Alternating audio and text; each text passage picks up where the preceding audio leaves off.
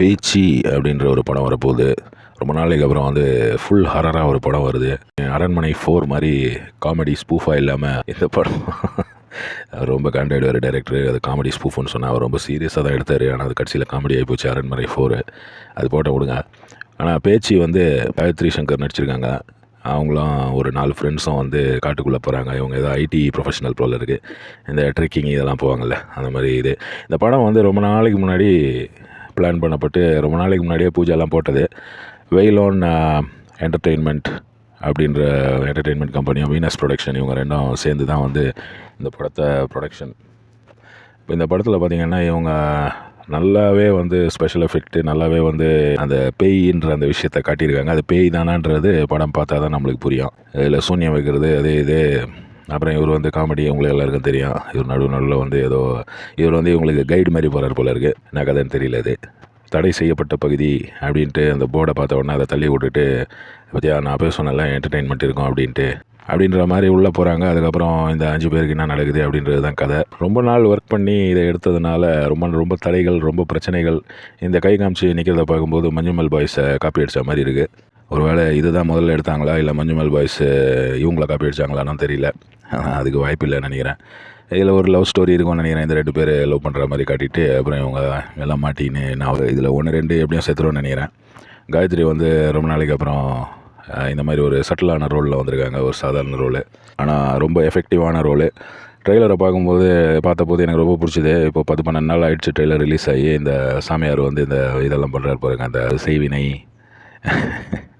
இந்த மாதிரி விஷயங்கள் தான் இந்த படத்தில் வரும். இந்த மாதிரி விஷயங்கள் வந்து உங்களுக்கு பயமும் இதுவும் இருந்ததுன்னா படம் வந்து வேறு லெவலில் உங்களுக்கு என்டர்டெய்னிங்காக இருக்கும்னு தான் நினைக்கிறேன். உண்மையிலேயே ட்ரெய்லர் பார்க்கும்போது எனக்கு ரொம்ப பிடிச்சிது. அதனால தான் சரி இந்த மாதிரி ட்ரெய்லர் ஒரு ரிவ்யூ போடலாம் அப்படின்னு நினச்சேன். ஏன்னா சாதாரணமான ட்ரெய்லர் மாதிரி இல்லாமல் இது வந்து கொஞ்சம் அந்த பேய் காட்டுறது, அந்த சூன்யம் வைக்கிற விஷயம், அது இது ஏதோ புதைக்கிறாரு அவர். அந்த பாடி மாதிரி இருக்குது, சின்ன குழந்தை மாதிரி இருக்குது. அது என்ன கதைன்னு தெரியல. அப்புறம் இந்த ஃபிகரின் பார்த்திங்கன்னா சூப்பராக பண்ணியிருக்காங்க பாருங்கள். அந்த கருப்பு கலரில் அந்த இது சூன்யம் வைக்கிற மாதிரி அந்த இது ஃபிகரின் வந்து அந்த பொம்மை ரொம்ப அழகாக பண்ணியிருக்காங்க.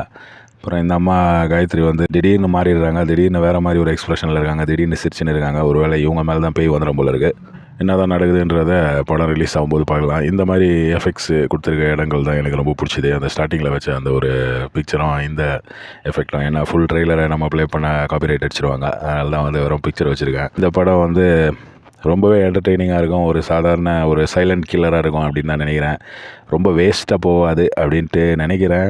எப்படி வருதுன்னு பார்க்கலாம். ஏன்னா படத்துக்கு வந்து பெரிய ப்ரொமோஷனோ அது இதெல்லாம் ஒன்றும் கிடையாது. இந்த பொண்ணு தான் வந்து அந்த சூன்யம், அந்த பேய், அந்த காட்டில் இருக்கிற ஒரு அடர்ந்த காட்டில் ஒரு இருண்டு போன வீடு அதே கான்செப்ட் தான். ஆனால் எக்ஸிக்யூட் பண்ணது எப்படின்றது தான் வந்து மேட்ரு. எக்ஸிக்யூஷனில் தான் வந்து இன்றைக்கி எல்லாேருக்கும் வந்து கதைன்றது காமனாக வந்து எல்லாேருக்கும் தெரிஞ்ச விஷயங்கள் தான். எல்லாமே வந்து நம்ம பார்த்த விஷயங்கள் தான் ஏறக்குறைய. இந்த ஒன்று தமிழில் இல்லை இங்கிலீஷில் இல்லை கொரியன் படம் அது இது எல்லாத்தையும் பார்த்துட்டாங்க.